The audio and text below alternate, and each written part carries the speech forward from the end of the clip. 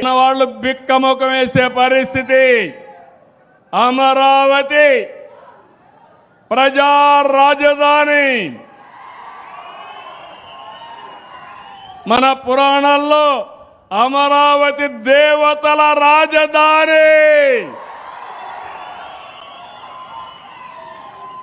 అలాంటి రాజధాని ఒకటే మీకు అందరికీ విజ్ఞప్తి చేస్తున్నా, తెలుగు ఆంధ్రప్రదేశ్ రాష్ట్రానికి ఒకే రాజధాని, అదే అమరావతి.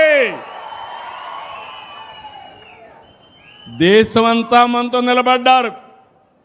అన్ని రాజకీయ పార్టీలు సపోర్ట్ చేశారు.